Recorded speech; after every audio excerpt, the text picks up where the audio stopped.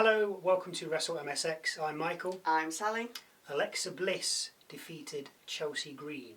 Michin defeated Kiana James. The Street Profits defeated Melo Miz in a number 1 contenders match for the WWE Tag Team Championships. Sami Zayn defeats Solo Sikoa and becomes the new United States champion. Now, if you want to know why the MFTs didn't save Solo,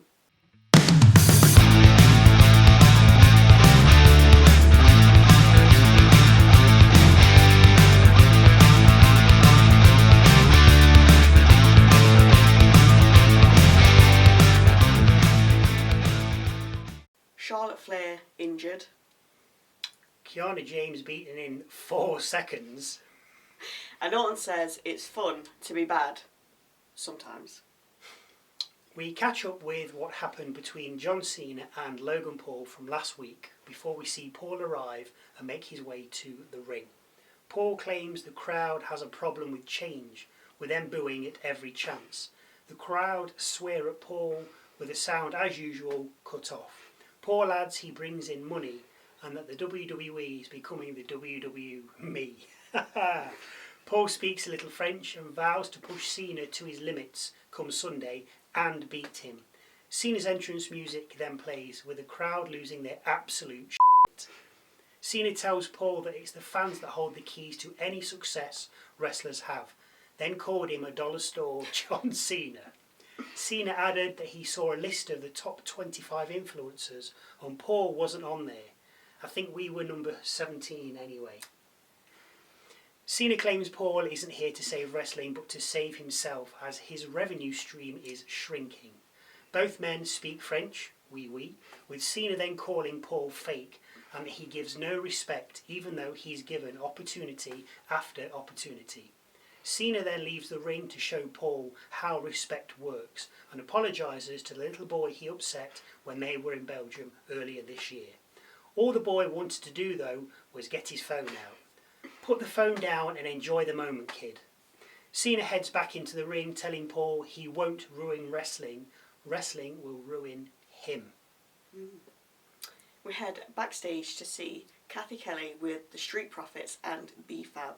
She asks how they're going to navigate the final hurdle, with Dawkins saying they gotta focus and the W is theirs. As Ford is about to say they want the smoke, Bo Dallas interrupts them. He asks if they're really family, because the Wyatt Six are. He adds that when they come for them and fail, they're going to find out if he's really your brother. First match of the night, Charlotte Flair and Alexa Bliss against Secret Hervis for the women's tag titles. As Bliss follows Flair, the pair are attacked from behind by Green and Fire. No Niven. We hit a break, have another advert for WrestlePalooza, and then head back to the ring to see Chelsea Green take on Alexa Bliss in a singles match. Bliss batters Green and then sets up for the sister Abigail, only for Fire to get on the apron, allowing Green to escape. We learn that Flair's knee was injured during the pre-match attack, and that's why we have a singles match. Green gets slapped when back in the ring, but manages to throw Bliss headfirst into the turnbuckle and puts her down with a big boot. Bliss sends Green from the ring and follows up with a cannonball to Fire. Green then flows Bliss into the ring steps. We hit a break and then come back to Green in control in the ring and landing a drop kick from the top rope. The fight ends up outside the ring with both competitors just managing to beat the ref's count out. We get a boot off, which Bliss wins, with her then following up with a blockbuster and cover for 2. Green then gets a 2 after a knee to the face. It wasn't really a knee to the face, but let's call it a knee to the face anyway. Bliss gets Green in the Tree of Woe, drop kicks her in the midriff and goes up for Twisted Bliss. Green gets her knees up though, countering it and sets up for the Unpretty Her. Bliss pushes her away and sets up the sister Abigail. The pair exchange standing switches until Bliss rolls Green up and scores the pin. As Bliss leaves the ring, she's attacked by Fire and thrown back into the ring, where her and Green then go to town on Alexa. Flair limps down for the save, taking out Fire and Green, but not for long, as Flair then suffers an Unprettier and Bliss a gory face buster from Fire.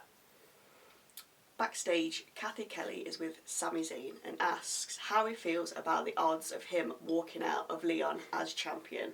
He feels great and totally confident. He then speaks in French and wraps up the interview. We get a vignette from Aleister Black saying the violence is only going to exacerbate and that he warned Priest. We then cut to Kelly speaking with Priest and asking him for his response. Priest says Black speaks well and that he's going to teach him what it's like to be him and teach him a lot about pain, vowing to enjoy every bit of violence that he inflicts on him. Out next, Michin facing off against Kiana James with Julia alongside. The bell rang, James went to hit Michin with her bag, but Michin ducked it, rolled up James and scored the pin. After the match, she suffers a beatdown from James and Julia, with Julia smashing Michin into the ring steps face first. Ouchie. Out next, the Scottish warrior Mr. McIntyre. He gets in the ring and calls out Randy Orton, with Orton, of course, answering the call. Drew tells Orton that if he attacked him because Rhodes is his friend, then that's not okay. Rhodes is a liar and a manipulator, targeting Orton's surgically repaired back to his advantage at King of the Ring. He adds that if Orton thinks Rhodes is his friend, then he is an idiot. Orton says that Drew makes a very compelling argument, adding if he thinks he's dropped his ass last week for Cody, then he's wrong. He did it because he thinks Drew is a brick. Drew then headbutts Orton, misses a claymore, and then suffers a draping DDT. Orton coils for the RKO, but backstagers intervene, with them suffering RKOs instead. Of course. With them dealt with, Orton teases the punt, but Drew rolls out the ring. We head backstage to see Miz and Melo having a chat. They argue about who's helping who, with the Miz then saying, look, we're a team. Melo don't Miz, and that they're ours. But before he can finish, he's interrupted by Dallas. Bo says there's always different perceptions, but perception isn't reality, and asks if they can handle that. He then leaves, with Melo saying to Miz, we got this. Out next, the Street Profits with B-Fab taking on Melo Don't Miz in a #1 contenders match for the WWE Tag Team Championships. Just before the match, we see Nick Aldis telling Orton off RKOing his security. Orton apologises and then says sometimes it's more fun to be bad, before handing him a small bottle of whiskey. Truth then appears and asks Aldis if he's going to drink it, with Aldis replying, yes. So, back to the match. Miz and Ford start with Ford taking control and tagging in Dawkins, with the Profits then double teaming Miz. Miz then strays too close to his own corner, with Hayes blind tagging in, arguing with the Miz and then getting taken down by Dawkins. Dawkins then splashes both opponents in the corner. Miz then manages to hold Dawkins' leg, while Melo hits nothing but net as we hit a break. We come back to Dawkins looking for the tag, but not making it as Hayes holds him back. After an exchange of moves, both men tag out, with Ford landing a massive crossbody to Miz and then knocking Hayes from the apron. A standing moonsault nets Ford a 2 count, with Miz then getting a 2 count off a DDT. Hayes then blind tags Miz, with Ford landing a splash to Miz, only for Melo to then land his own on Ford and cover for 2. Ford and Hayes then exchange blows in the middle of the ring and knock themselves down. It's then that the White Six surround the announcer's desk and distract the Miz. With the Miz looking on, Ford tags in Dawkins, who knocks Miz from the apron, with the Profits then hitting the Revelation on Hayes and Dawkins getting the 1, 2, 3. We then find out that the Profits will be facing the Wyatts at Clash in Paris for the titles. We've already done predictions. We didn't know this was coming. No. Ooh, I'm going to say it's too... I don't know. I think they're just going to stick with the belts. I think Wyatt's just to retain. Wyatt's retained for me. I Seems... can't see the Profits. They've had their go. They're having another go. I've got a feeling that the way that Dallas was speaking to Dawkins and Ford at the beginning, saying, "Oh, if you fail, which you will, we'll see if you're really brothers." So is there a split on the cards? They'll do something and be like, "Oh, you're not my brother, I'm not your brother." Push each other, split, and then Ford will go on to be a big star. We head backstage to see Tiffany Stratton chatting with Jade Cargill and learn that Jade Cargill is the #1 contender again for Stratton's belt. This is because Cargill got the win from last week when they had their tag match. We then see Solo and the Goon Squad outside, with Solo saying Sami thinks he can come to our show and take his title. No chance. Or words to that effect. Nice. So, last match of the night, Sami Zayn against Solo Sikoa for the United States Championship. Solo with his MFTs, of course. Sami sends Solo from the ring and is about to dive after him when Tala pulls Solo out the way. Zayn halts the dive by doing his springboard backflip back into the ring as we then hit a break. We come back to find Solo in control and corner attacking Zayn, following with a cover for 2. Sami manages to get the upper hand, knocking Solo from the ring and follows with a dive. He throws Solo back in the ring, but as he's about to get in himself, he's stopped by JC and Lower, who then give Zayn a slap and tickle. No, of course the ref didn't see it. The pair throw Zayn back in the ring, with Solo then hitting a spinning solo and cover for 2. A hooded figure then attacks JC and Lower. Daddy Oos, of course, with the MFTs getting the upper hand. Jacob then heads out, or rather, he appears from the crowd barrier, jumping at Tala. Tala, though, throws Fatu into the ring post, with Fatu then returning the compliment and then super kicking JC. Jimmy then super kicks Lower, with Sami then hitting a blue thunderbomb on Solo. The ref counts 1, 2, but Sikoa kicks out, with Fatu, Jimmy and the MFTs then heading up through the crowd. Sami looks for a haluva kick, but Solo escapes the ring, with Sami following to his detriment, as Solo hits him with another spinning solo onto the announcer's desk. We then hit a break, come back to find the pair on the top rope, with Sami managing a sunset flip powerbomb and cover for 2. Sami then suffers a pop-up Samoan drop and splash from the top rope, with Solo covering for another 2. Sami then ducks a spike and rolls up Solo for yet another 2, before hitting Solo with an exploder. Sami runs at Solo for a haluva kick, but Solo meets him with a super kick, misses a spike, and then eats a haluva kick anyway. Sami hits another haluva kick for good measure, and then covers for the 1, 2, 3. Sami Zayn becomes the new United States champion, with SmackDown going off the air, with Sami holding the title aloft. Good for you, Sami. Yeah, nice. Yeah. Forget Cross. We don't need that exactly.